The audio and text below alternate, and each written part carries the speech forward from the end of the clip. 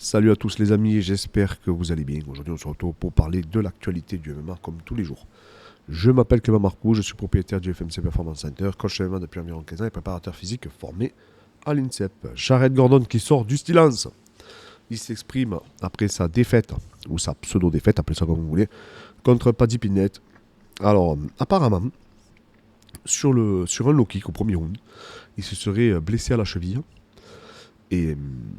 Et du coup, cette blessure, ça l'aurait vraiment handicapé pendant tout le combat. Mais pour lui, il n'y a aucun doute. Il a revisionné plusieurs fois le match avec son coin, avec des arbitres, etc. Il dit qu'il a gagné le combat et que c'est une des pires décisions qui a été prise, en tout cas sur un combat aussi médiatique. Alors dites-moi ce que vous en pensez en commentaire. Moi, je connais à peu près votre ressentiment, mais c'est vrai que sportivement, on a déjà peut-être vu pire, c'est-à-dire avec des enjeux plus importants. Mais c'est vrai que médiatiquement, comme c'était le Common Event et que Paddy Pimblett est extrêmement médiatisé et mis en avant par l'UFC.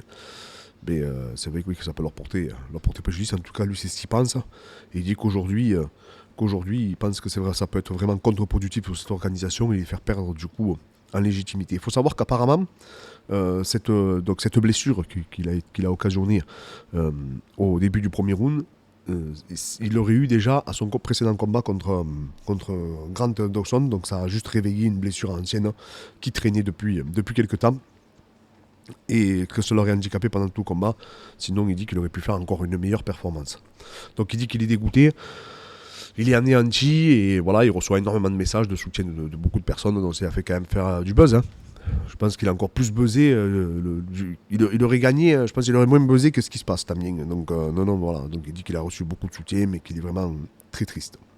Anthony Smith aussi, qui parle du coup qui devait affronter... qui devait lui derrière affronter Jama Al-Hill, il me semble. Bon, dites-moi en commentaire si c'est bien ça, mais de ce que j'ai compris, c'est ça. Et il râle du coup en fait que le combat soit pour le titre entre Glover et Hill. Et en gros, c'est ça, vous l'avez vu, hein, déjà, comme il avait réagi en live, c'était assez particulier. On ne savait pas s'il était mis au courant.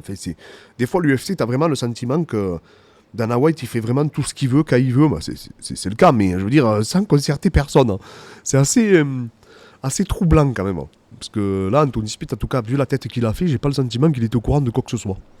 Parce que, pour rappel, Anthony Smith était journaliste sur le plateau, il me semble, dans l'événement. Et il a appris en même temps que tout le monde.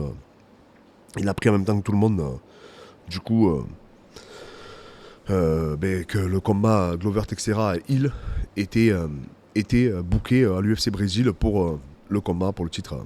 Du coup, alors, je sais pas si on dit titre intérimaire ou le titre normal, parce que comme il a laissé sa ceinture, ça aussi, je comprends pas pourquoi il a laissé sa ceinture. Mais voilà. Après, Duplessis qui parle de Pereira et de Whittaker. Donc il dit que Pereira c'est un combattant vraiment exceptionnel, mais par contre il dit qu'il pense que Whittaker le bat, et moi je suis aussi convaincu. Il parle du coup de Whittaker, de ses performances, de son niveau. Voilà, parce que Duplessis apparemment il connaît très très bien Whittaker et il dit que vraiment c'est un monstre. Voilà. Et je pense qu'on est tous à le passer. Vu ce qu'il a fait avec Tori dernièrement, c'est clair et net que je vois pas beaucoup de mecs pouvoir le battre. Pour moi, ce combattant, il a vraiment tout, que ce soit la lutte, le sol, le timing, l'intelligence, la gestion de distance. Vraiment, c'est un combattant exceptionnel, Whittaker. Donc voilà. Bon, Joe Rogan aussi qui continue à critiquer la décision qui a été rendue Paddy Gordon. Bon, voilà. Voilà, c'est un peu le tour de l'actualité. Je lis en même temps que je vous commente, les amis. J'essaie de vous lire les infos qui m'intéressent pour vous les partager. Et je vous souhaite une bonne journée à tous. Et la France a gagné aussi au foot, voilà. Mais ça, je pense que tout le monde l'a vu. Allez, à très vite.